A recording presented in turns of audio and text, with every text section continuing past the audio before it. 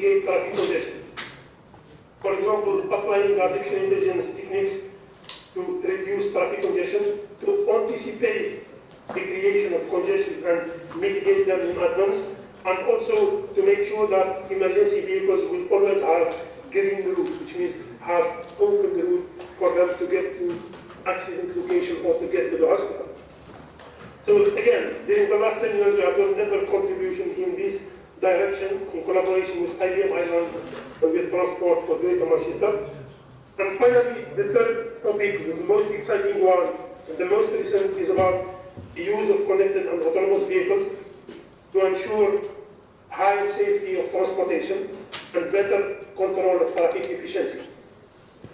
And these works mainly are conducted in collaboration with Transport System Catapult in the UK, Huawei, Paris Research Center, Toyota in Japan, and UEC in Japan. First, let's talk about autonomous or self-driving vehicles. Simply, they are cars equipped with thousands of embedded sensors. They measure different parameters of interest to the operation of the car and to the safety of the passengers. They are equipped with radars as well, various communication technology, like visible light communication to enable two cars in close proximity to communicate efficiently. DSRC, which is the dedicated short-range communication, which is developed mainly to enable communication in vehicular environment. So in Japan, they use the frequency band 760 MHz. In US and Europe, they use 5.9 GHz. And obviously, serial technology from LTE device to device to 5 and 6G. There is also one exciting technology which is under development, is wireless battery charging. The aim is to make those connected autonomous vehicles fully electric, and their battery is recharged while in motion. Of course, this requires significant investment in upgrading the road infrastructure. So, one might ask a question. This is a fantastic car equipped with thousands of sensors that sense the environment perfectly. Why do we need the connectivity or the communication? So the idea is to use the connectivity as an additional sensor input that enable those vehicles to share the information about their location, their speed, their direction, and most importantly, to coordinate their maneuvers. For example, if this car wants to change lane to the right, it is very important that it should inform the car in front and behind about this intention so that they can facilitate this action. They create a gap to enable this car to move safely and efficiently. So now, what are the expected benefits or what are the opportunities out there that we can exploit from the use of connected autonomous vehicles? It will enable safer driving, will enable faster and more comfortable journeys, it will enable more sustainable mobility, and finally it will bring additional improvement to intelligent transportation services. So in the remaining of the slides, I will explore every benefit and show what are the technical challenges that need to be solved in order to achieve those benefits. So first, safer driving. So I show you this example here. This car crashed to bicycle. So if those cars are connected as autonomous vehicles, it will generate emergency messages that need to be propagated to all the vehicles concerned or which they need to be informed within 100 milliseconds. This is the requirement of the standard. Therefore, we need efficient mechanism to share this safety information efficiently and reliably. We need also mechanisms to ensure safe and efficient cooperative maneuver, like efficient lane change. We have already done work in this regard in 2019. And also hidden obstacles notification. This benefit is very important. Assuming that you are changing the direction and you don't have any visibility on the road. If your car is connected, it can receive early notification from the cars which are already there. So the car can anticipate by slowing down or stopping completely to avoid collision with pedestrians or with other cars or with other static obstacles. This cannot be achieved simply with sensors or radars. It requires communication as well. So now, in order to ensure safer driving, There's a number of challenges. The most important ones is how to ensure fast and reliable safety information dissemination. And also how to avoid periodic beacons congestion. So what is a beacon? Simply to ensure that there is efficient car-to-car communication. Every vehicle is assumed to broadcast at least 2 times per second, small packet called beacon, but in the standard it is called cooperative awareness message or basic safety message. This packet tells to the other neighbors that I am vehicle with ID X, this is my current speed, this is my current GPS coordinates, and this is my direction. This information is extremely helpful. It enables other vehicles to be fully aware of their neighborhood, fully aware of adaptation of the speed required, and fully aware of any risk of accidents. Now, those beacons usually are transmitted on a channel called control channel, which is also shared with event-driven warning message or emergency message. So because the control messages are generated so frequently, they will create a congestion. This congestion is problematic because it will slow down the fast progression or propagation of the safety message. And as I said earlier, the safety message need to be propagated within 100 milliseconds. This is strict deadline that should be respected. So this will create wireless congestion problem that need to be solved. If you look at the literature, there are many solutions proposed. Most of them, they focus on detecting the congestion and then reacting. I have done also in my research group 1 or 2 contributions in this direction. After that, we changed the way we approach the problem. So we said, let's try to predict the congestion and react in advance to avoid completely that congestion will happen. So we proposed this solution as part of the PhD project of my student, Sufyan Zimouri. We published it in IEEE transaction on system, man, and cybernetics. So the idea is simple. Explained in this way. Assume that at time T1, we have this view road. We have 3 lanes in every direction. But we want to do that every vehicle will support other vehicles by sharing its view of its congestion within one hop transmission. So here, the yellow vehicle, this is its transmission range. So it knows that all those vehicles can receive its packets. And it knows as well by processing the beacons sent by those vehicles that these 3 vehicles will be within transmission range at time T. So the yellow vehicle will include this information in its beacon, which will be received by the red vehicle here.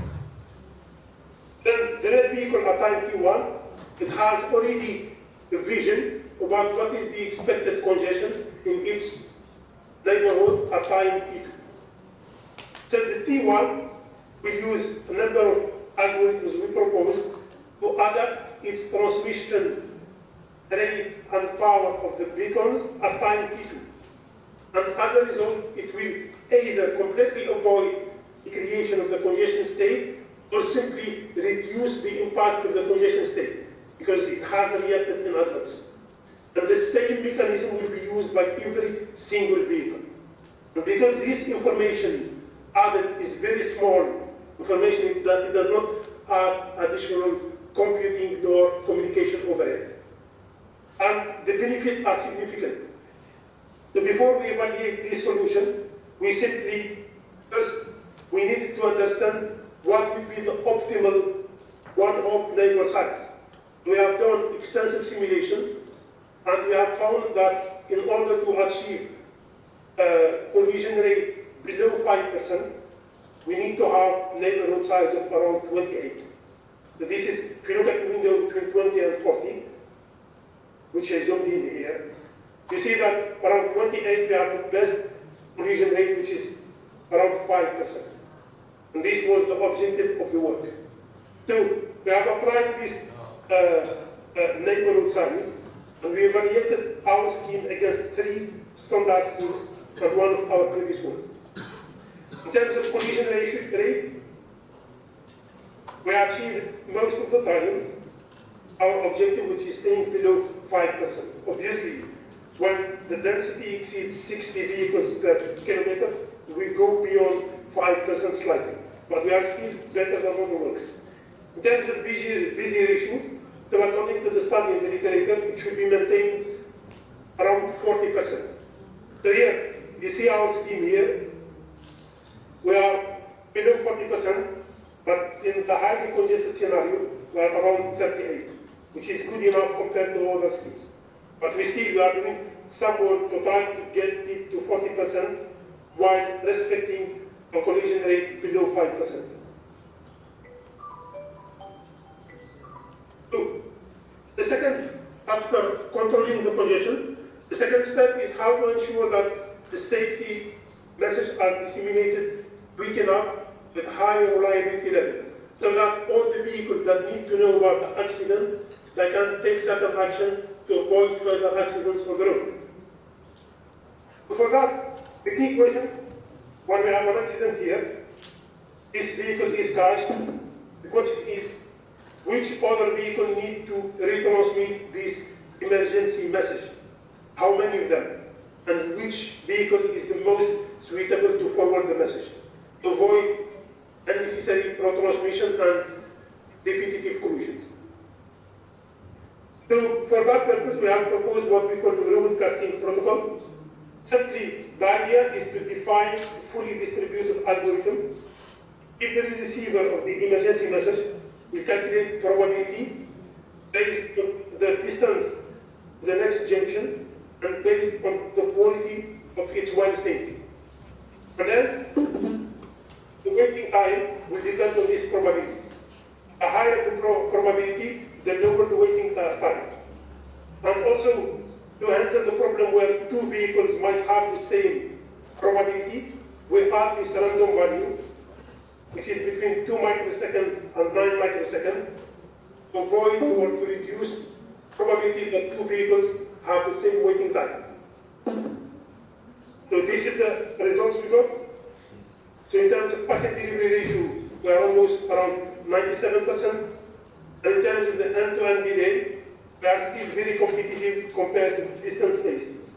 The distance-based, they propagate fast, we are slightly better, but they have high level of packet loss, as you can see here.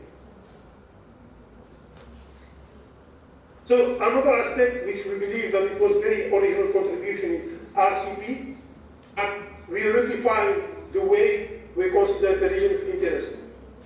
So here, this is like blocked road section where there is an accident. So the vehicle here, the connected autonomous vehicle, will generate emergency message that will propagate to a number of people. So in most standard works, they consider that the region of interest should be separate, which is in reality is not effective, because we need to take into account the road layout, different road sections and junctions. And this is what we have defined here. We have defined the concept of critical junctions. So if we consider the traffic is moving from left to right, then every vehicle outside this amber region, if it receives the emergency message before it reaches those red peaks, it still has a chance to take alternative route. Once it is inside this region, it is stuck and it is blocked. So the way we define the region of interest, it will take into account the road layout. And therefore, we achieve two objectives. We reduce the congestion at the widest channel, and we help as well the traffic authority to alleviate the traffic congestion on the road. To summarize this part of the presentation, so to ensure that connected autonomous vehicles will be efficient in deploying them on the road network, we need to handle congestion at the microscopic level, and we need also certain solutions like altruistic prediction mechanism to alleviate the congestion in advance. The second benefit is achieve faster mobility. So this requires communication between the connected autonomous vehicles and the road traffic infrastructure like traffic light control system. One of the solutions we proposed was adaptive traffic light control system in order to reduce the congestion and to create green routes for emergency vehicles. Also, another important problem we tackle is the routing problem, which means you are driving your vehicle from point A to B, you have your initial route, but something happens in the road. There is an accident, there is emergency road work that were not planned in advance. So the most important thing to do is to find alternative route quickly enough. So one of the solutions we proposed is called NRR, next road routing. So the way we thought about the problem that the most important decision for the vehicle is to take the first step, is to turn right, left, go straight, or if you are approaching roundabout, which exit you have to take to minimize the project extra delay. So here, we propose a multi-agent system where every agent is controlling intersection and they share information about traffic congestion together. This information will be communicated with vehicles through vehicle-to-infrastructure communication, and therefore the vehicle will get information about what is the best route to take, right, left, or go straight. And this obviously, such solution does not require significant investment. Simple software upgrade and vehicle-to-infrastructure communication capability.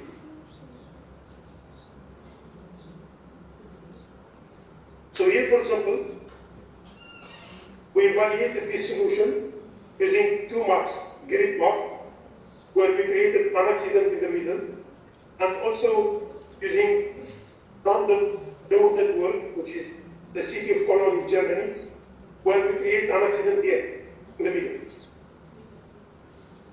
And this is the results we got.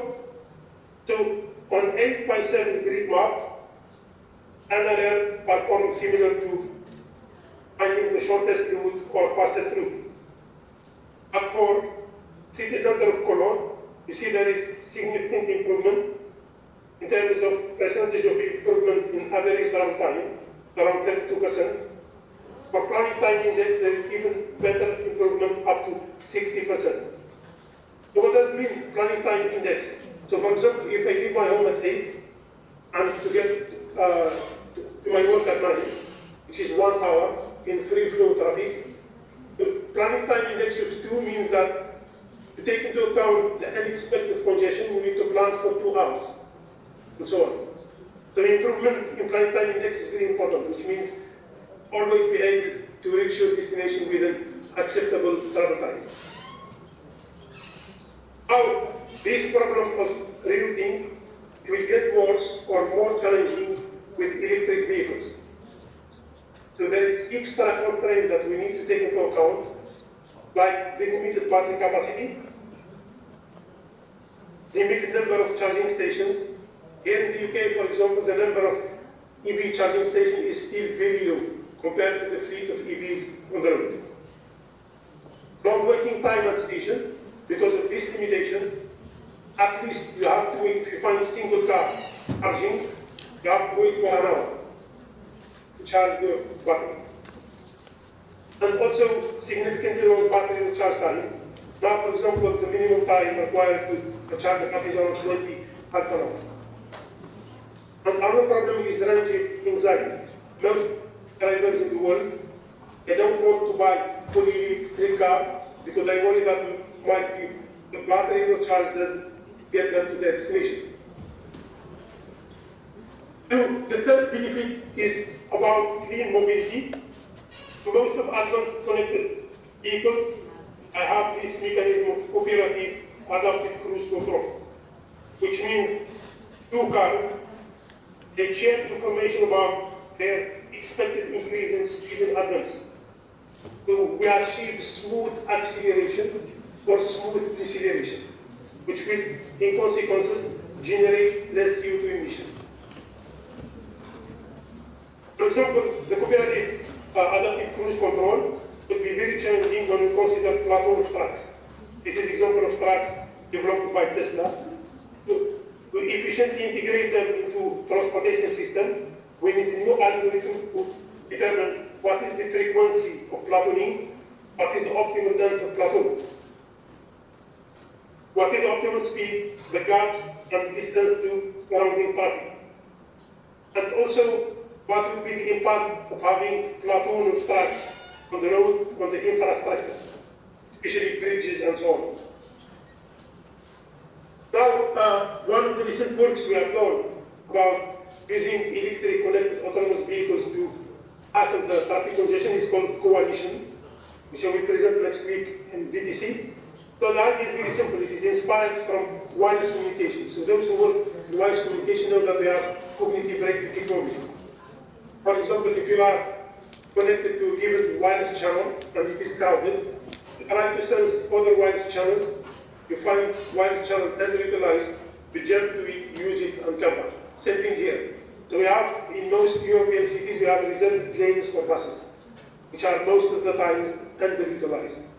So we thought that we could take advantage of electric connected vehicles, and then we opportunistically choose subset of vehicles to use the bus lanes whenever they are underutilized.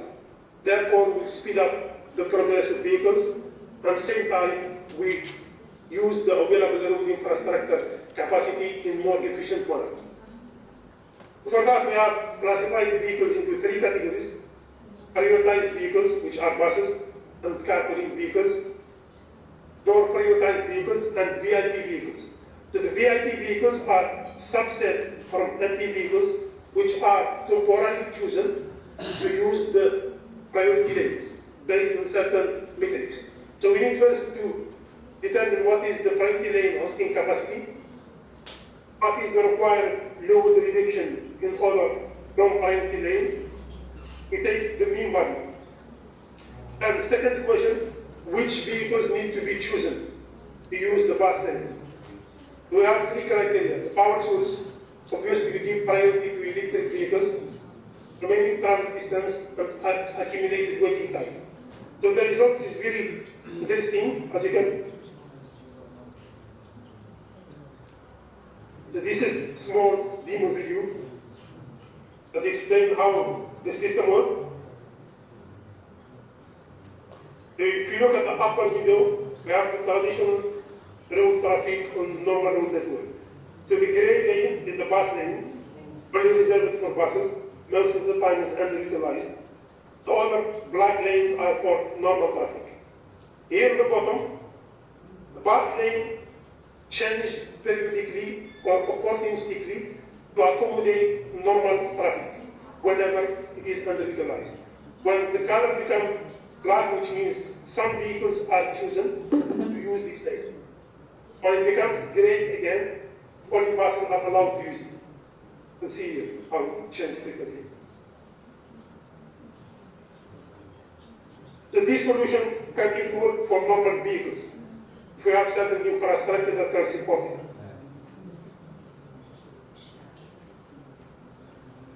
So now, the last benefit, or the fourth benefit of connected autonomous vehicles is to help in achieving improved ITS services by providing those resources to provide service to other road users like pedestrian, passenger, drones, and so on. The most important service is providing computing resources to other vehicles. And one of the recent projects we are working on is called the RACE project. So we are trying to create mobile computing platform consisting of a fleet of connected and autonomous vehicles which provide their resources to other users. So the idea is simply inspired from Airbnb. Airbnb, you have a house, you have one room you don't use, you can rent that room to other people. Same thing here. Connected autonomous vehicles, there are myriad of computing resources. Most of them are underutilized.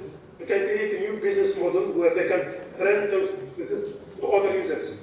But to make this platform working efficiently, we need mechanisms that enable to handle rapid and dynamic change of resource availability due to vehicles' mobility, model and accurately predict the user request pattern, because here the users are different. Could be sensors, could be pedestrian, could be other cars, could be drones, and so on. And finally, achieving smooth handover between the cluster of CIDs.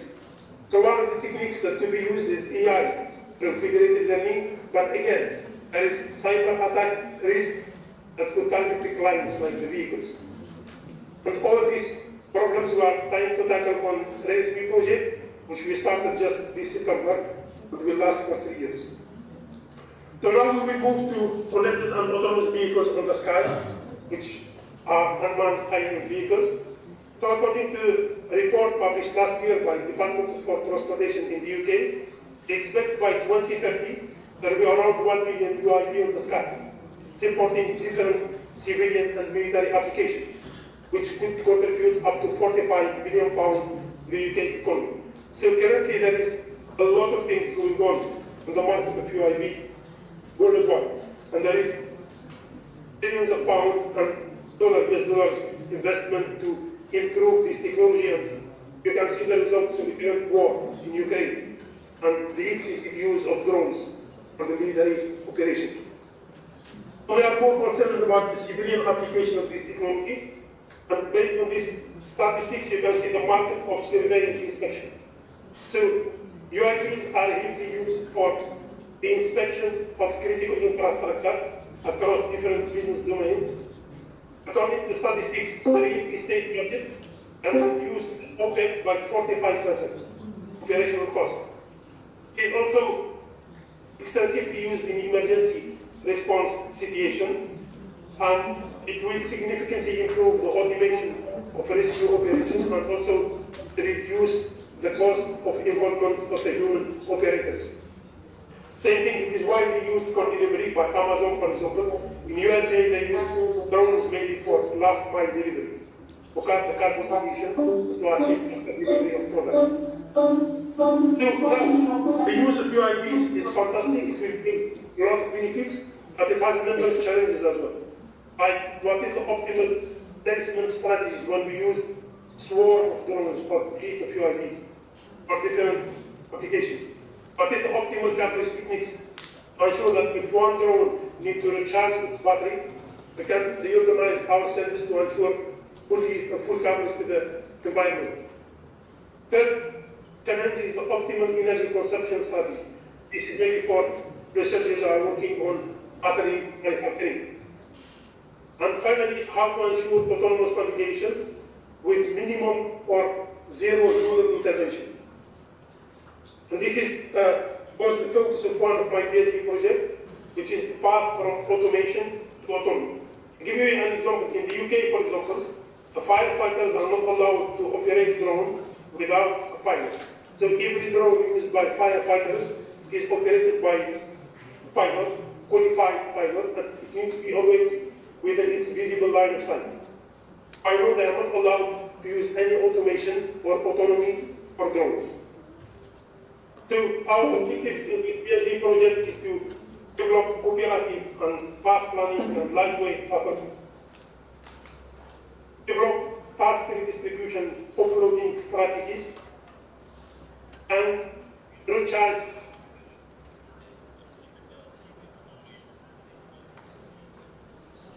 so path planning in UAV environments. So there is a number of new challenges. First one is UAV mobility. We are now talking about 3D environment, not 2D. In 3D environments, they can go up, down, right, left. Lack of constraints. The UAVs that can fly 3D is not like the CIVs. We don't have route, we don't have traffic lights. So this freedom of movement creates a lot of problems. And finally, the predictability of collision-free movement is very difficult. If we have freedom of movement for one drone, let's say one drone operated by a kid, this will create significant challenge, because it is dynamic and known obstacle. So we have conducted recently extensive survey about path planning with complex environment consideration, which was published in ACM Computing Survey. So we define simple classification based on the obstacle nature and the global knowledge about the environment that the drone has. So the most challenging class is this one, dynamic unknown, which means the drone is moving on the sky and it has original path plan, but it will encounter some dynamic unknown obstacles. Could be other drones, could be flights, could be something else. And how to avoid the collision, and also how to replan this path quickly enough to get to the destination within deadline. To handle this problem, we propose solution called MQTT, where we use one of artificial intelligence technique called Q-learning, and we, instead of using a single Q table, we use multiple Q table referencing mechanism to make sure that from any random location within the environment, UID can reach the destination quickly enough with minimum probability of collision with obstacles. So the approach was a hybrid, which means we do all the learning offline before the flight. Once the UID is on the sky, it will simply make replanning, lightweight replanning as obstacles are encountered. This is the results we got when we tested it compared with A-star. You see that for smaller search area, A-star is much quicker. For larger search area, MQTT is quicker. And this is what we want, because in our approach we want to extend the exploration in order to exploit any interesting path that might not be visible quickly when we use A-star. So now, to conclude, I think there is a lot of other technical challenges facing the efficient and safe deployment of connected autonomous vehicles, either on the ground, on road networks, or on the sky. Maybe safety considerations, because simply the technology won't be approved by the policymakers unless there is 100% of safety guarantees. Efficiency as well. We don't want to deploy technology that will disturb the existing application and traffic flow. Autonomy and resilience to cyber attacks, so this very hot topic. How to automate the use of drones on the sky, and how also to efficiently handle the myriad of cyber threats that target connected autonomous vehicles or drones on the sky. So if those challenges are successfully solved, we expect that there will be significant social, economic, and environmental impact, and this will be an incentive to the policy and law bodies to foster faster adoption of CID on land and sky. So that's all. Thank you for having me, and I'm happy to answer your questions.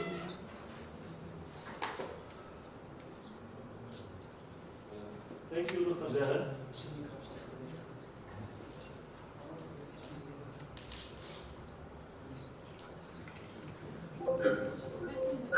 Thank you, Dr. Jahad, for this useful presentation.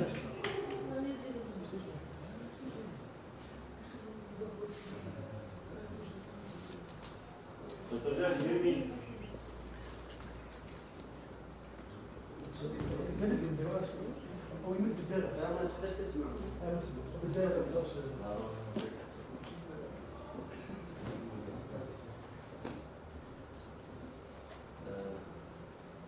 I have two questions about connected autonomous systems. The first one is about privacy issue. And the second one, if there are any implemented IoT environment in the UK.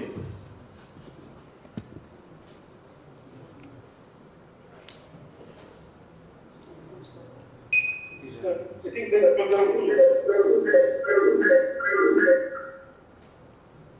yeah. So the first question regarding the privacy concerns, as I explained about federated learning. So one of the most widely used approaches now is to use federated learning, which means the car can participate to building the global AI model that can, for example, make accurate coordination of different maneuvers without disclosing any private information about the car or about its owner. The only difficulty with adopting this model is their vulnerability to cyber attacks. You need to clearly identify which car is allowed to participate to this learning. If one car is controlled remotely by attacker and inject misleading or false weight to influence the accuracy of the global. And if the global model is compromised, which means will affect the efficiency and accuracy and safety of the whole system. Second question regarding the, you said IoT platform. Yeah.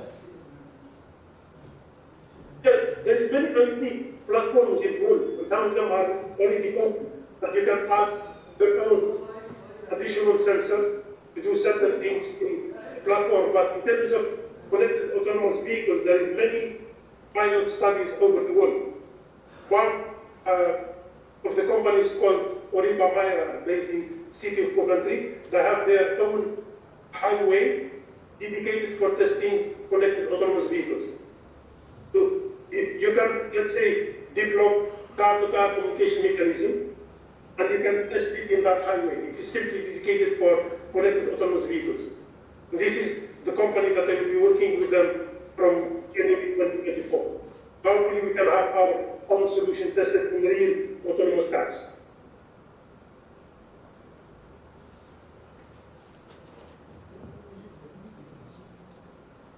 Thank you, Dr. Jahid.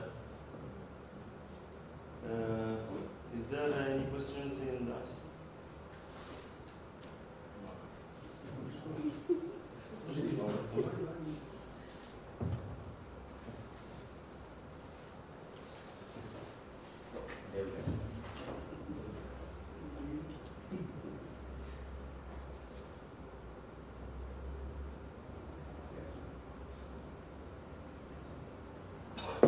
First of all, I would like to thank you, Mr. Jahid Sufyan, for your amazing work. I just wanted to ask a question about not the security, but about the trust of the, you've said about the congested beacons, that you trust the vehicles to send messages. How you trust the threshold of trusting these vehicle messages, especially when there is a conflict between the vehicles. One said there is a congested beacon here, and the other one says that there is a congested beacon there.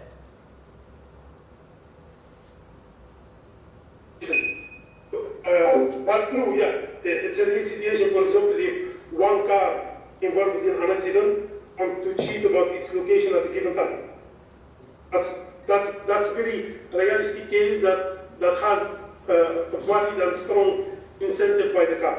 So one of the solutions could be used to tackle this problem is to use mechanism like blockchain technology, for example. With blockchain, your current location, GPS coordinates and speed are not validated by yourself only, validated by every participant for that shell.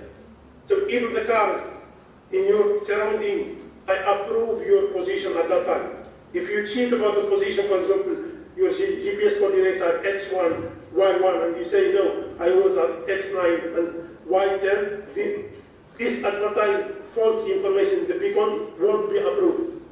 Because other vehicles, they don't receive your beacon. Other vehicles which are near the position X9, Y9, they didn't receive your beacon, which is an evidence that you are cheating.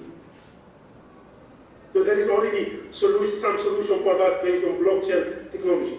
Make sure that any claimed information in the beacon is already approved and verified by the vehicles which hear you at the time. But it's a very good question. So there is clear incentive behind cheating about the position of the speed.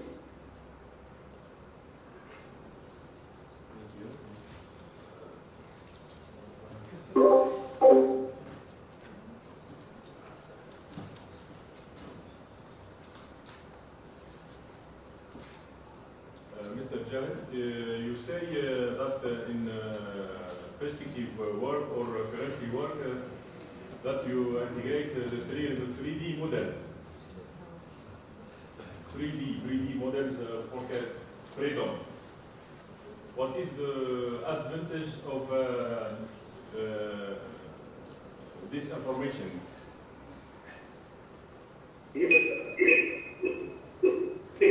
It's one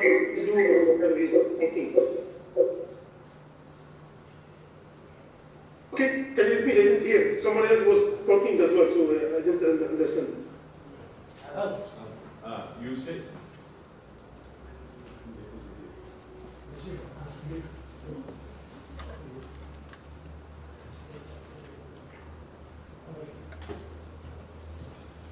You say in the third parts of your presentation that you integrate the 3D model in the currently work or in the perspective work.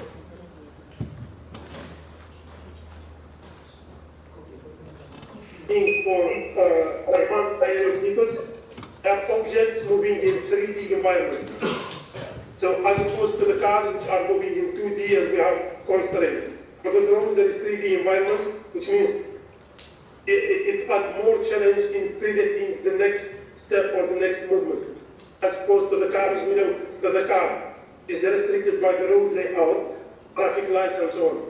For the UAVs, the only restriction they have is no fly zones. They can't pass through those zones because either military zones or zones over some critical infrastructure like airport, Ministry of Defense or whatever.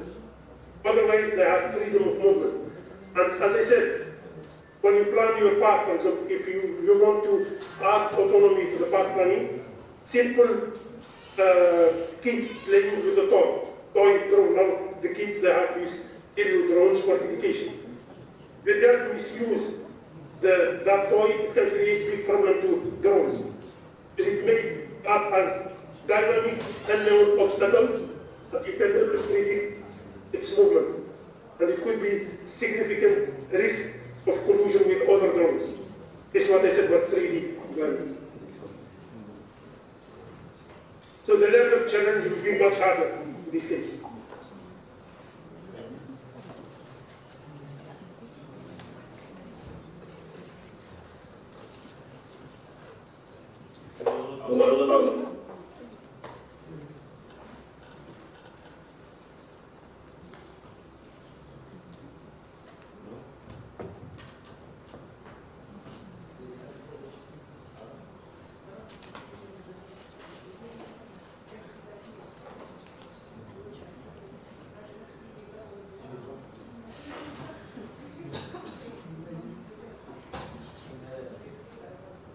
Now I have another question about using the buses lanes. Because don't you see that using the category of VIP, for example, can be abused by, especially excuse me, we live in third world. In Algeria, if we use this concept, all the vehicles will be VIPs.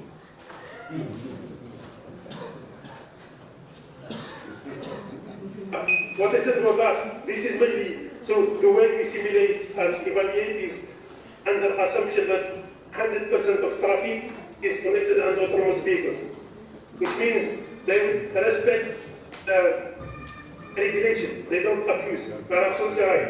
So this is, if it is used on human-driven cars, that will create problem, absolutely fine. However, if we have CCTV camera and license plate recognition system in place, probably at the beginning people will abuse it. But if you get fined each time you abuse the system, which you have to pay, people will not abuse it. Here in the UK, for example, if you drive on bus lane even by mistake, 2 days later you will receive a fine at home, and you need to pay. Simply, if you don't pay, this will affect your credit score. That can be a big problem if you apply for anything else later on. So if there is strict regulation in place, people will not be able to abuse the system. Thank you for your answer.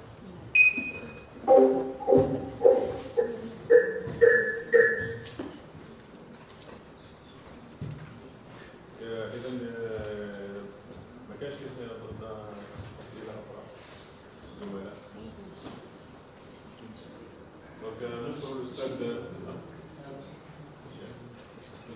نشكر الأستاذ جاهل على هذه المشاركة الطيبة. إن شاء الله في مناسبة أخرى احنا ما عرفوش باللي راكم كان ما شاء الله تلاقاو ان شاء الله في كل كلمة وصلنا احنا الجامعة ان شاء الله. وبارك الله فيك وبارك شكرا جزيلا.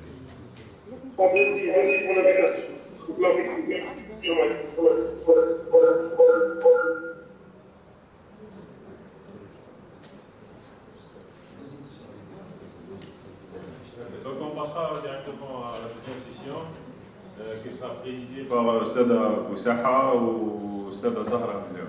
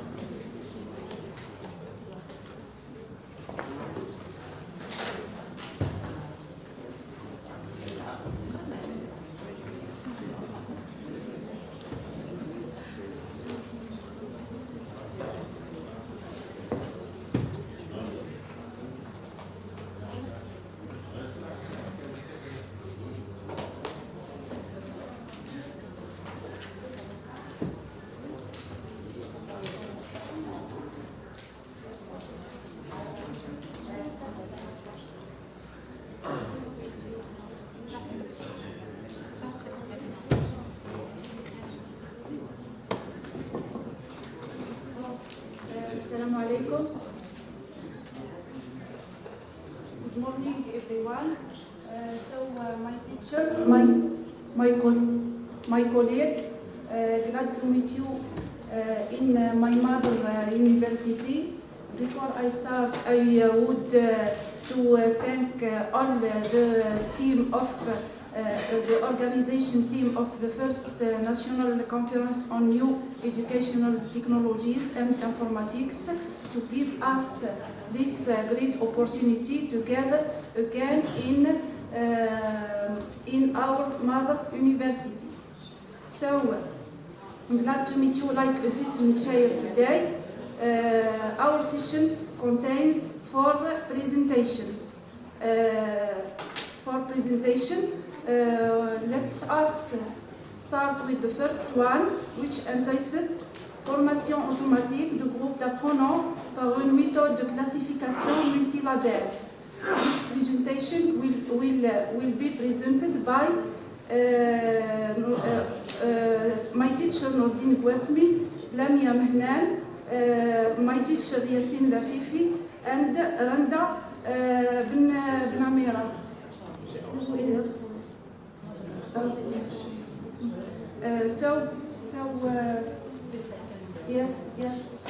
نقدم تعزية للأستاذ الكريم واسمي نور الدين لوفاة والده ورحم الله المفقود. I proceed to the next presentation, which entitled Arabic speech augmentation for mispronunciation detection. This presentation will be presented by Mariam Dounis, Bilal Bendani, Halima Dahi.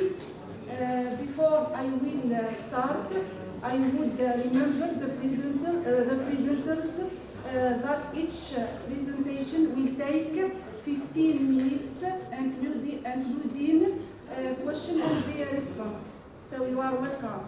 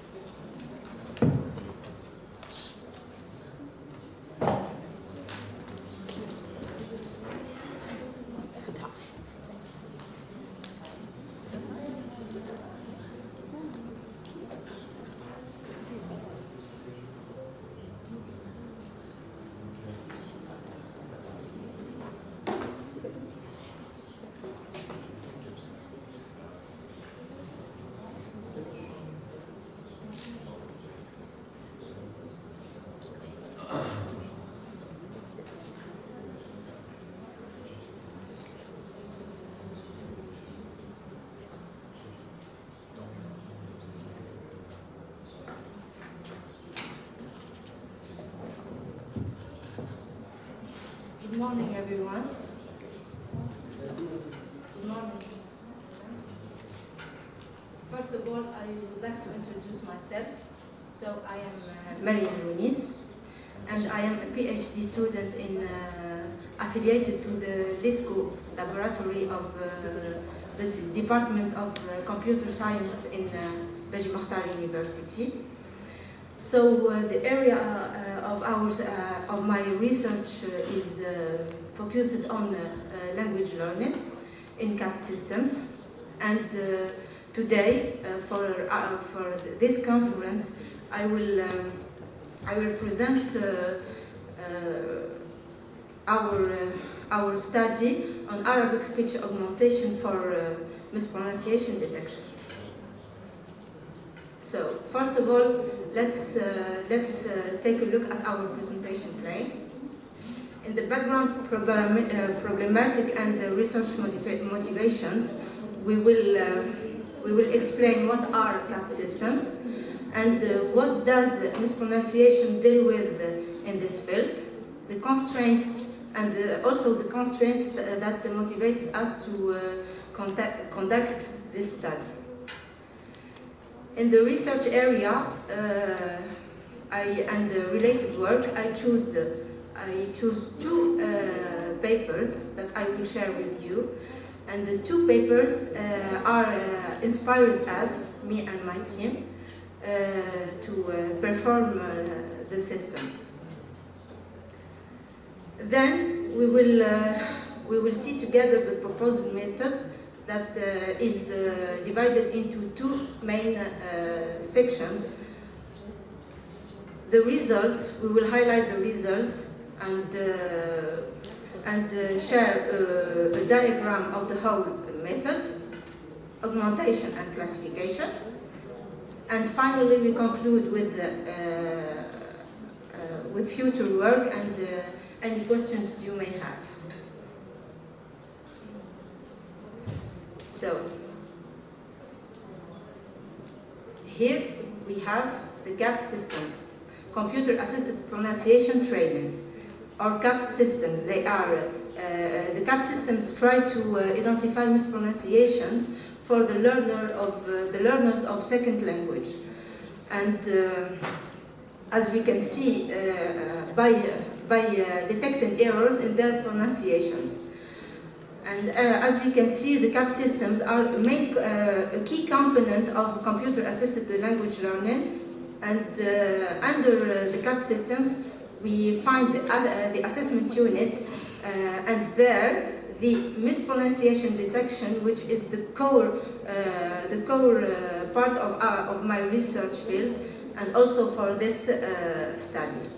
So here what we will do is, or what we did is to try to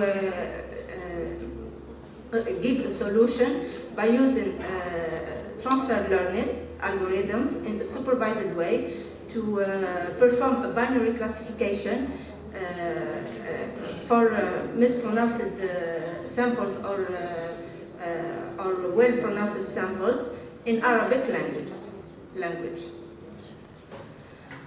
So the problem that is slow in my area, my field of search, is the availability of qualitative and quantitative data. And all we know that Arabic corpora, as for the most, the Arabic data, the Arabic corpora for the most are private, and if we are private and are all in imbalanced data sets. And as we know, the collection of data requires a lot of effort, money, and time. And this is why we find the solution to use the synthetic data to increase our data set. Before proposing our method, I share with you the two papers that inspired me to conduct this study. The first one deals with mispronunciation detection. It's a recent paper where the authors performed a binary classification in a supervised manner using three machine learning models, the KNN, the SVM, and the NN, and they reached well performances in terms of accuracy on 28 Arabic phonemes. The second one discusses in a great part of the correct pronunciation detection of Arabic alphabet using deep learning. So there is a great part of this article discusses the augmentation of the Arabic dataset and its short vowels, and it highlights the benefits of augmenting the datasets in terms of accuracy. So now, after we took a look at the tower of the CAPT systems, the constraints, and our motivations, we will see the proposed method that is divided into two main stages: the data augmentation and the binary classification with SVM. But before, we must take a knowledge of our dataset and the extracted features that we pass it to the net, to the machine learning. So here we have our dataset. It's a private dataset that was designed in our department. So here you can see some words that constrain the dataset. And the second, at the right side, you can see that it's a totally imbalanced data set at the sequence level, in favor to the well pronunciations. We choose MFCC features that are representation of short-term spectrum. So we have here an example of the word shukran. At the left side we have the waveform. It's a representation of the waveform. And the right side we have the extracted MFCC of the word. So that's the representation that we will pass to the SVM. So the first part of our method is the data augmentation, and in the data augmentation is always performed at the training set. So before doing any augmentation, we must first split our data set into train and test set, and then operate on the training set. In the audio augmentation, there are lot of techniques. We choose time stretching, which is a technique to modify the speed or the duration of the recorded sound.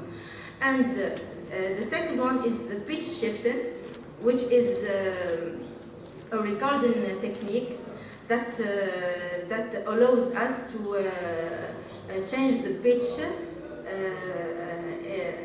to raise it or to lower it. The second part of our system is the binary classification by the SVM. So here we want to. It's a popular machine learning technique, the most popular machine learning technique. And here we aim to find the boundaries to separate the data points in the feature space into correct samples or even incorrect samples. So for the SVM, we use the three kernels: the liner, the polynomial, and the RBF, the radial basis function. So here, our test before augmenting the dataset. as we can see on the data, on the accuracy at the test level, in the accuracy at the test level, we didn't obtain better results. And in the confusion matrices, we can notice that the well-pronounced, the mispronounced samples are classified as well-pronounced samples. Why? Because our data set is very imbalanced in favor of the well-pronounced samples. So here in this slide we have a summary of our proposed method with augmentation. So I choose to do this diagram to highlight, to read clearly the results. So here, first we did a split on our data set, train and test set. Then we augmented the data set using two data augmentation techniques, the time stretching and bit shifting that we saw before. After that, we extracted the MFCC features. We passed them to the binary classifier, which is SVM, with the 3 kernels. And then we obtained this result. So, combined to here, for example, if we take the accuracy in the data on the test set on the test data set level in the liner kernel, it's we had 48%. In this figure here on the liner kernel, the accuracy on the test set approximates the 97%.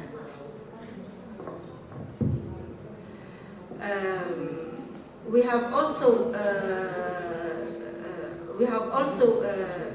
with the accuracy, we have also measured the false rejection rate to in our proposed method, and as we can notice that we have achieved the 0% to the false rejection rate by increasing the amount of data. So to conclude, we have presented 2 data augmentation techniques to increase our training data set, to deal with the lack of data in Arabic language and the imbalanced data that we have. Then we classified, we performed a binary classification with SVM to detect whether a word is well pronounced or mispronounced. And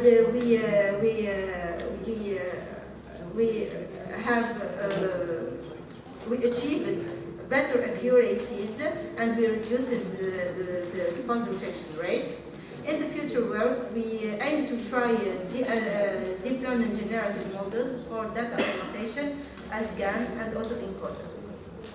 Thanks for your thanks, and do you have any questions? Sorry. Yes, thank you very much for your clear representation. For my flower, I will come to the audience to ask them. Are there any questions, please? Are there any questions? Yes, welcome.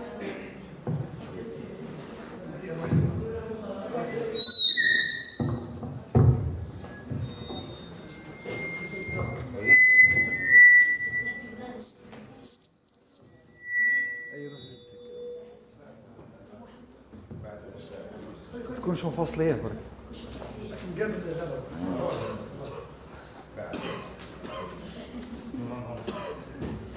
بسم الله الرحمن الرحيم. بسم الله الرحمن الرحيم. First, I'd like to thank the student for the presentation. My question is about the main aim of the work. if est-ce que l'objectif c'est d'augmenter la base de données, since you said that you have unbalanced data, or to create a system that identifies the mispronounced verbs. The main aim is not clear. D'accord. Puis je répondrai en français pour être plus clair et plus bref. Voilà. Donc, c'est-à-dire dans mes recherches, on fait la détection de la prononciation, des erreurs de prononciation, chose qui n'est pas encore faite. D'accord. Donc, quand nous avons commencé, il y a un problème, le premier problème que nous avons rencontré, c'est les datas. C'est pas comme l'image. Les datas en audio, c'est annotated data, c'est-à-dire on n'a pas trouvé des datasets en arabe, public dataset, where le dataset headache, c'est-à-dire on a le correct and incorrect. Bon, nous avons trouvé un Égyptien en Égypte, mais il y a beaucoup de lacunes dans ce dataset. Donc, mon équipe, c'est-à-dire avant que je sois là, ils ont construit un dataset, ils ont fait une petite collecte de mots, d'accord? Et voilà, donc le dataset qu'on a eu, il est faible, it's so poor, voilà, and it's so imbalanced. C'est le meilleur, c'est d'avoir un dataset d'étrangers qui parlent l'arabe. Automatiquement ici, c'est tout le monde qui parle correctement. Et c'est pour ça qu'il est imbalancé, qu'il est déséquilibré. Voilà. Donc, the main part is mispronunciation detection. And when quand on a eu le problème de data, et ben on a fait une augmentation des données. Est-ce qu'il y a des études other languages? Oui, beaucoup. Le mandarin, surtout, les chinois. Parce que les mandarins ont deux aspects. L'aspect phonétique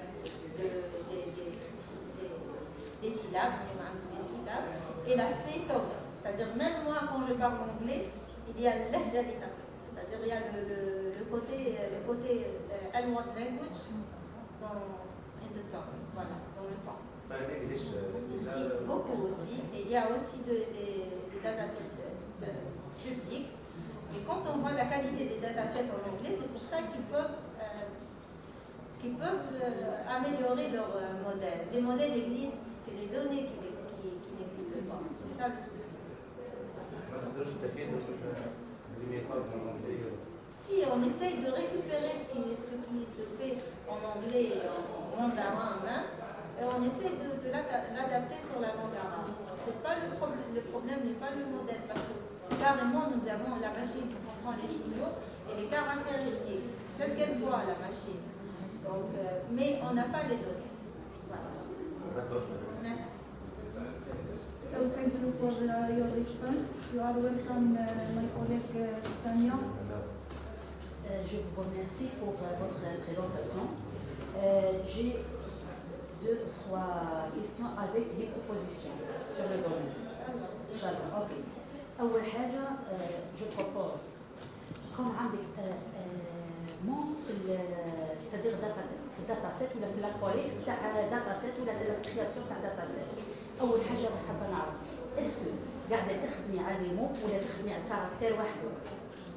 على pour l'instant c'est-à-dire مو بالمثال ذهب خرج exactement كيف هذا؟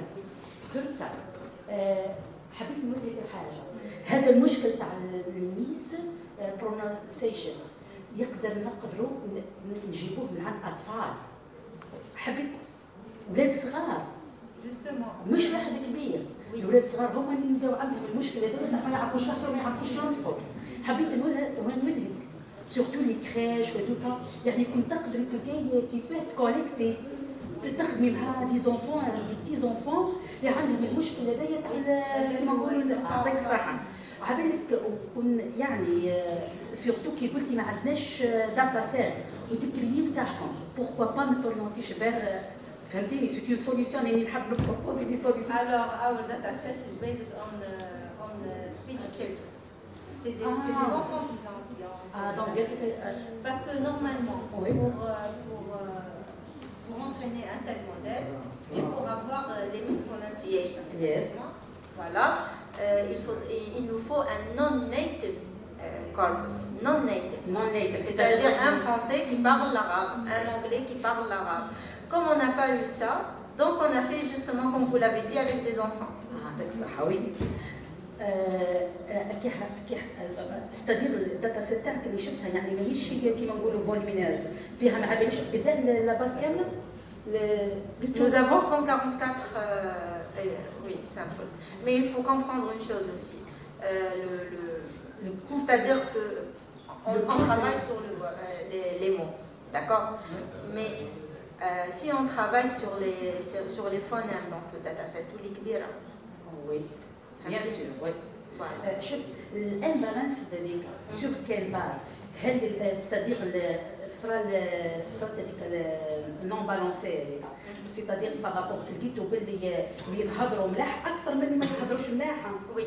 هذا هو المشكل، انتم حابين على الاقل تعدلوها باش تولي ايكيليبري. Oui. Il faudrait que la machine ait plusieurs exemples. Oui. Machine learning. Elle doit avoir plusieurs exemples de mots incorrects pour que après, dans le test, voilà, dans les prédictions, elle va bien prédire. J'ai bien compris, puisque tu هضرتي على البيبر هذاك اللي خدمتي عليه اللي بازيتي عليه الخدمه تاعك هما خدموا sans augmentation. Non, le mispronunciation. Oui. Le premier sans augmentation. ولقيتي باللي الاكيوريسي تاعهم وصل ل 88 حاجه. Oui, mais ils ont un private dataset. Je ne sais pas. J'ai oublié. Private. Toutes les études en arabe, c'est des private datasets. On a trouvé un dataset qui se nomme ASMDD. C'est des Égyptiens, mais les problèmes qu'il y a dans ce dataset, ils sont liés au dialecte égyptien. Voilà. تقدري ترجعي لي دقيقه دي ماتريس دو كونفيزيون sans augmentation et avec augmentation. Non. Ah, sans augmentation, c'est pas avec augmentation. Avec augmentation, ouais. On voit ce résultat. On n'a pas fait une matrice de confusion. بصح normalement تعطيني avec augmentation je peux comparer à l'appel. Oui, oui, vous avez raison. L'amélioration. Oui, oui, vous avez raison. Oui. Donc, mispronunciations, il les classifie autant que well pronunciations. Parce que nous avons un dataset qui est déséquilibré oui. en faveur des well pronunciations. On a une classe minoritaire qui est le mispronounced sounds. Ce problème a été réglé avec l'augmentation. Normalement, tu t'arrives. Voilà. Il a été réglé, oui, ici, c'est sans augmentation. Oui. Par exemple, ici, nous avons sur l'accuracy dans le test 7. Dans le test 7, ici, c'est voilà, j'ai fait le highlight en jaune. 48, 58 et 58. Ah oui. Après, ici, bon, j'ai pas mis les chiffres, mais après, ici, regardez, madame, dans le test 7, d'accord? Donc, nous avons une hausse quand même, surtout sur le liner kernel. Donc, on a pu atteindre les 97% d'accuracy. Oui, oui. Et le false rejection rate, c'est-à-dire ce qu'il a rejeté comme mauvaise classification ici, on l'a réduit à 0. Bonne amélioration avec vous. Je vous remercie pour... Merci à vous, madame. Aïchk.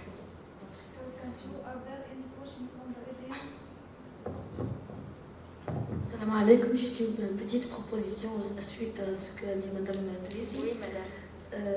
Je pense que vous devez profiter des vacances des immigrés pour les enregistrer en train de parler. Oui. Ça sera très bénéfique pour vous. Oui, mais j'ai dans la famille des immigrés qui parlent en arabe. C'est très mal prononcé. Donc vous pouvez très bien profiter de ça pour les vacances. Merci. Merci à vous. Très bon travail. Merci. Yes.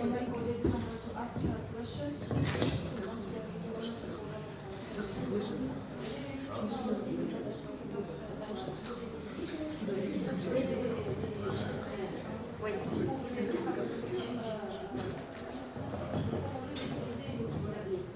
Mais comme vous n'avez pas ici, vous avez utilisé une seule méthode, une seule classe point qui motive le choix de se classifier, c'est-à-dire pourquoi se classifier par rapport à d'autres méthodes. Et parce que auparavant, j'ai fait beaucoup de travaux, c'est-à-dire le traitement des signes, la parole, etc. L'utilisation des SHML, etc. Hidden Markup Models. D'accord. Donc, pourquoi vous n'avez pas, c'est-à-dire pour dire, c'est-à-dire essayer d'autres méthodes avant de passer par les méthodes de deep learning? Voilà.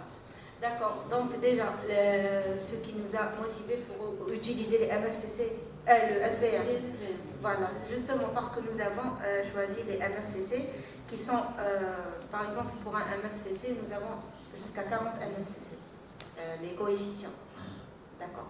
Et dans la littérature, quand on lit, c'est-à-dire quand on lit dans la littérature, pardon, les SVM sont de très bons classifieurs pour High Dimensionality Data Points. Comme les MF, ils sont très gourmands en termes de... c'est des représentations très gourmandes en termes d'informations. Donc, dans la littérature, bon, j'ai essayé les KNN, je n'ai pas essayé les NN, mais j'ai essayé les KNN, ça n'a pas donné de résultat. Juste, je ne les ai pas mises, mais c'était bien avant, d'accord? Donc, j'ai gardé le SVM.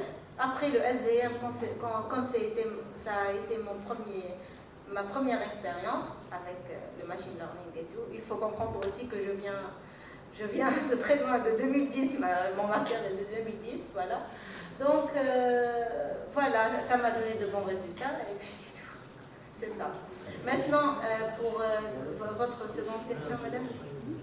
Juste l'utilisation de votre méthode, juste pour comparer, avant de passer aux méthodes de deep learning. Deep learning. Deep learning, déjà, il faut avoir un bon dataset, un solide dataset. Parce que c'est parmi vos future. Oui, exactement. Justement, j'ai parlé du dataset ASMDD que actuellement, je suis en train de faire des expérimentations.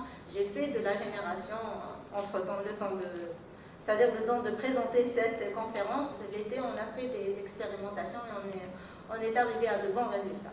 Oui, avec le deep learning. L'objectif du système, est-ce que se limite juste à la détection des misprononciations ou au diagnostic? Ou bien la proposition de solutions? De diagnostic, c'est-à-dire, voilà, d'accord. Donc le module réellement du CAPT, on a vu le call, le CAPT, l'assessment, après on a le mispronunciation, le module. Donc il y a le module CAML ou mispronunciation detection and diagnosis. Voilà, un diagnosis. Nous, on a fait un travail sur la détection, pas sur le diagnostic. Pour le diagnostic, c'est très... Déjà, avec le machine learning et peu de data, c'est très difficile. Sachant qu'il ne faut pas nier une chose, que des vrais data sont toujours meilleurs que des data, c'est-à-dire qu'une augmentation, des data synthétiques. D'accord? Donc, à ce niveau-là, on n'a pas pu faire le diagnostic. On vise à faire le diagnostic, Inch'Allah, pour ma thèse, mais pas pour l'instant, pas dans ce travail. D'accord, merci. Voilà. So, thank you for your presentation. Thank you for your response. I wish you all the best. Thanks. You may take your certificate. Merci. I will proceed to the following presentation, which entitled the gamification-based approach to improve the learner's engagement in an online learning environment. The work will be presented by Sumila Sarjidi. I invite Sumila to present her work.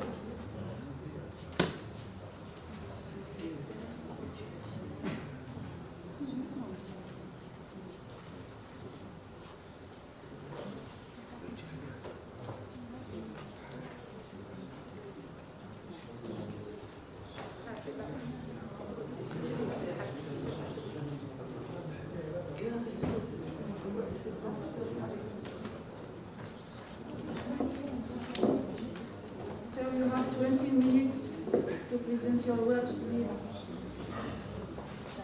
You have 20 minutes. 10 minutes. 10 minutes.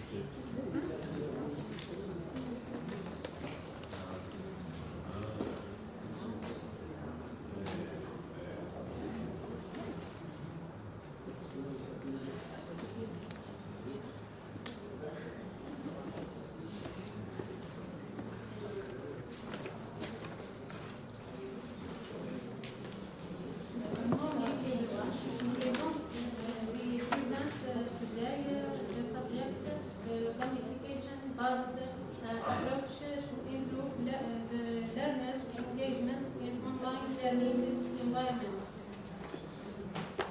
Play. We start with introduction, then problematic and research questions, then methodology and contribution, and we finish by conclusion. The context. The big domain of this research is e-learning, and we extract the subdomain learning analytics that defined with analysis, measures, and communication. Objectives: analyze learners' traces through learning analytics to improve learner engagement, and detecting the disengagement among learners. We interest by theoretical domain. Enrich previous works on the topic of learner engagement in collaborative learning, and in practical we measure the learner engagement through indicators and improve it. The problematic. The main question is, what are the risks of lack of engagement, and what are their impacts on the learner's learning outcomes? Other questions: what are the learning activities should be carried out to engage students in e-learning platform? And what are the indicators to be used to measure learner engagement, adopting learning analytics techniques? And how to improve learner engagement based on the previous found indicators? Methodology. This research study precisely interests the later engagement, where the involvement of learners motivates better. Therefore, we try to know how gamification has an impact on the learners' engagement in online learning environments, and what are the measures to take into account to calculate the engagement of learners to improve it, using the different methods such as traces analysis and techniques of games. Contribution.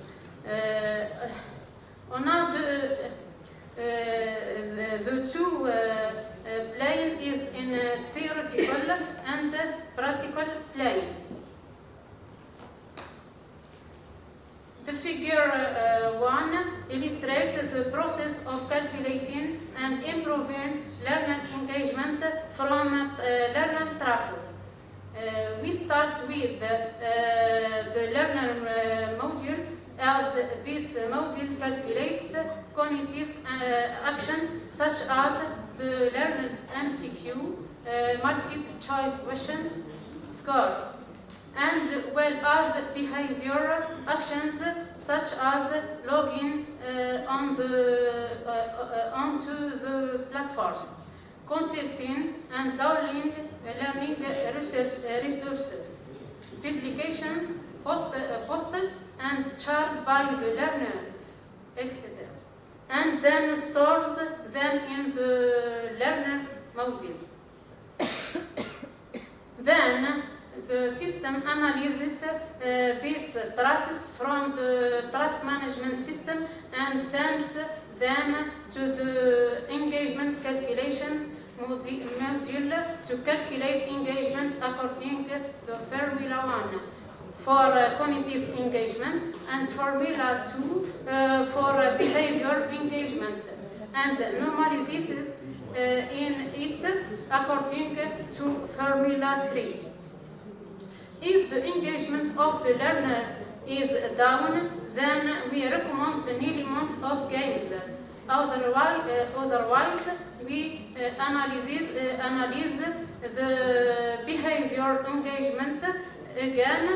The game element solves this engagement. We say that the behavior engagement is improved.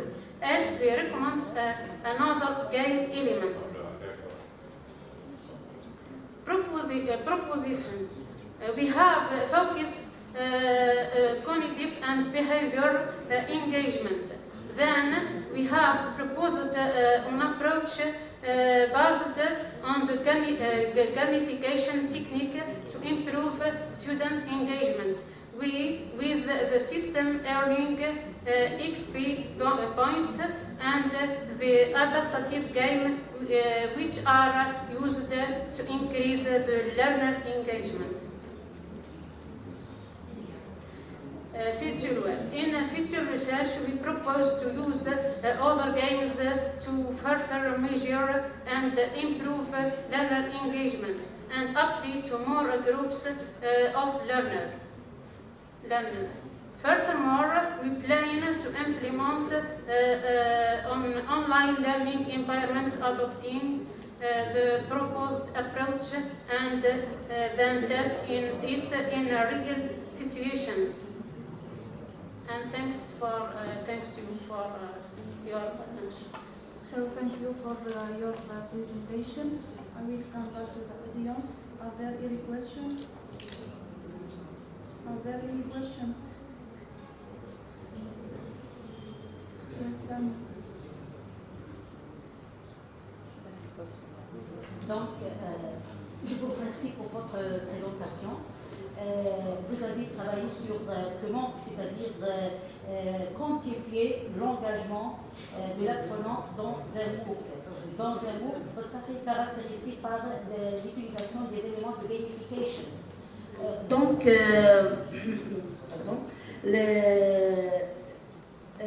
vous avez travaillé seulement normalement sur les scores. Oui.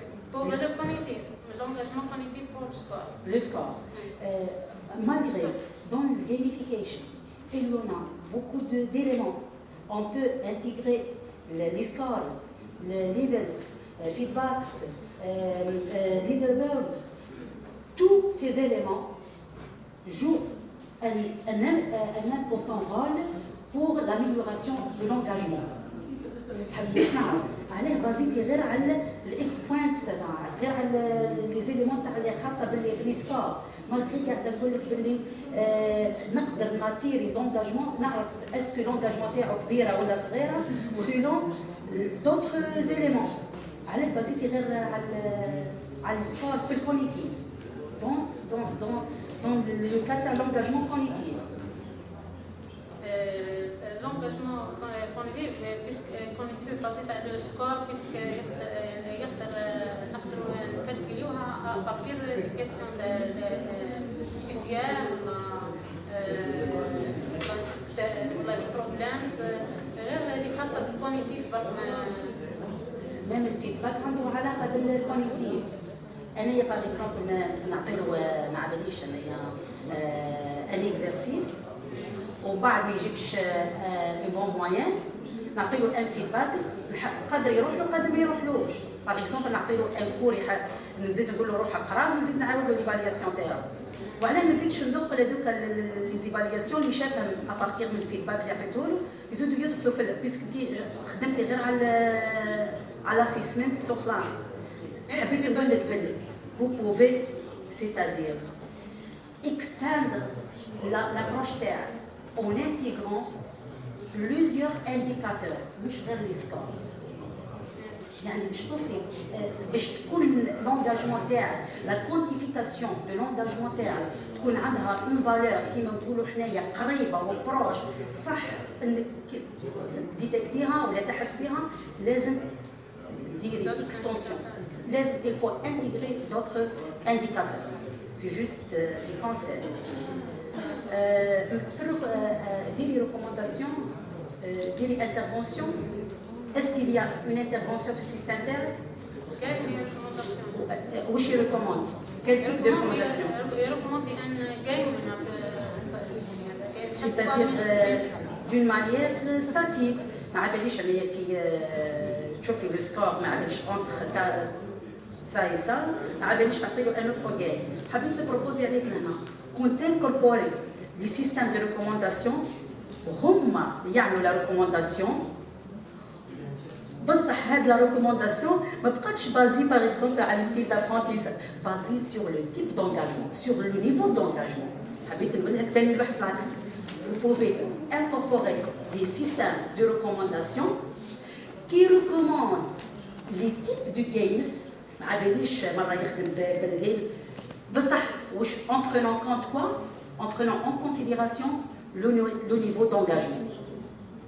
Ça sera un bon travail.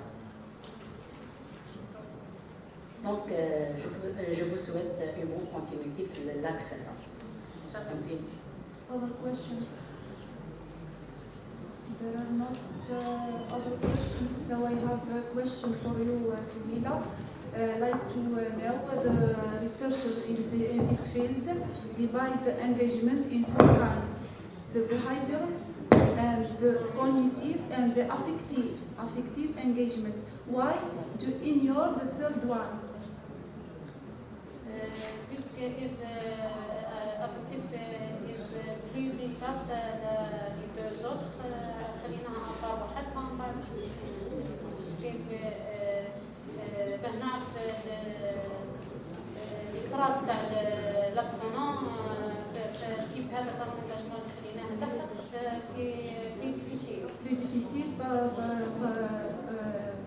parce que ce sont des indicateurs psychologiques. So thank you, Suhila, for your presentation.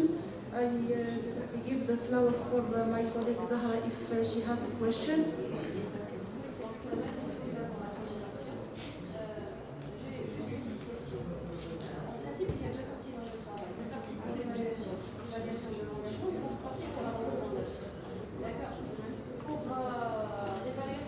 C'est basé sur un ensemble d'indicateurs, malgré qu'on n'avait pas pris en considération beaucoup d'indicateurs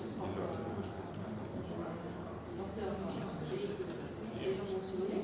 Et pour la partie de recommandation, c'est-à-dire en fonction de l'engagement, est-ce que vous avez déjà réfléchi sur le type de game que vous avez proposé, voilà, que vous avez proposé? Le type de game, un game éducatif. Mais ici, c'est pour, c'est-à-dire la recommandation, c'est pour augmenter, améliorer l'engagement de game. D'accord?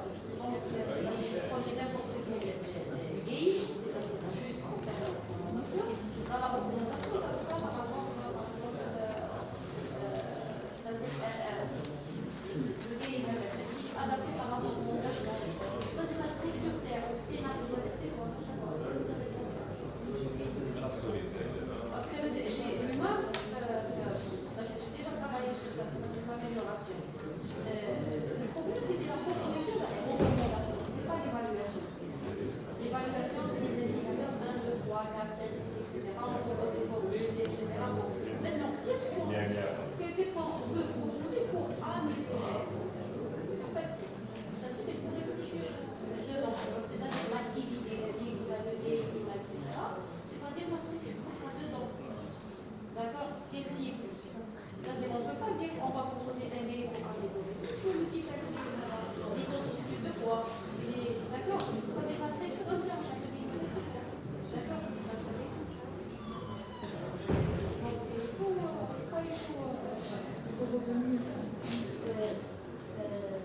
Je m'excuse. نحب نضيف كلمة une grande orientation donnée par Madame Dinawi. هي تحاول نحب نقولها لك صريح بالعبارة. الهدف تاعك أنت تعملوا l'engagement. Donc وحابة تعملوها avec d'autres types de gameplay, de gamification. Donc نحب نقول لك